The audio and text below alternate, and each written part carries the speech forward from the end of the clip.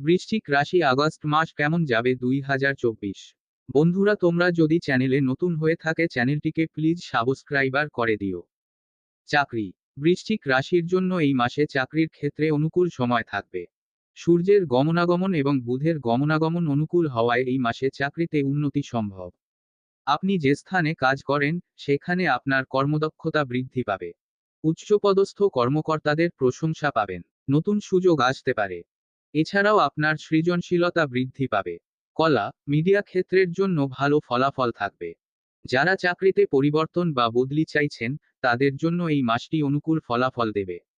নতুন চাকরির চেষ্টা করছেন যারা, তাদের জন্য দ্বিতীয়ার্ধে চাকরি পাওয়ার সম্ভাবনা থাকবে।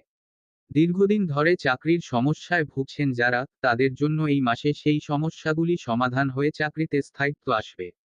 তবে কখনো কখনো আপনার কাজের মধ্যে প্রতিবন্ধকতা সৃষ্টি হতে পারে, যার ফলে হতাশা আসতে পারে। এমন পরিস্থিতিতে ধৈর্য ধরে কাজ করা এবং বিবাদ থেকে দূরে থাকা ভালো।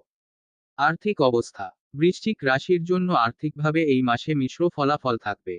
চাকরিতে উন্নতি সত্ত্বেও আয় বাড়তে না থাকায় হতাশা আসতে পারে।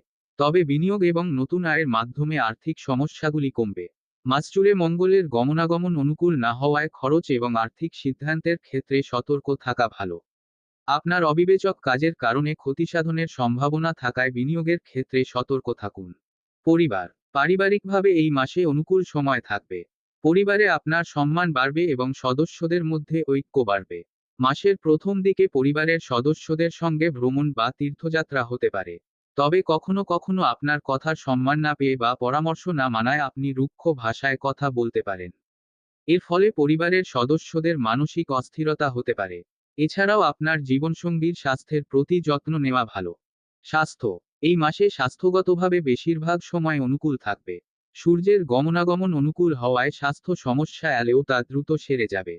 মাস জুড়ে আপনার রাশির অধিপতি মঙ্গলের গমনাগমন অনুকূল না হওয়ায় কিছু স্বাস্থ্য সমস্যা হতে পারে। বিশেষ করে মাথা, মুখ এবং বুকে সম্পর্কিত স্বাস্থ্য সমস্যার ক্ষেত্রে সতর্ক থাকা উচিত। ব্যবসা। বৃশ্চিক রাশিতে জন্মগ্রহণকারী ব্যবসায়ীদের জন্য এই মাস অনুকূল সময় হবে। ব্যবসায় উন্নতি এবং স্বীকৃতি পাবেন।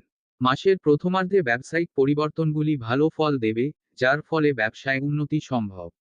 তবে কখনো কখনো আপনার গ্রাহক বা ব্যবসায়িক অংশীদারদের সঙ্গে বিবাদ হতে পারে। এমন পরিস্থিতিতে ধৈর্য ধরে কাজ করা এবং সমস্যা বাড়তে না দেওয়া ভালো।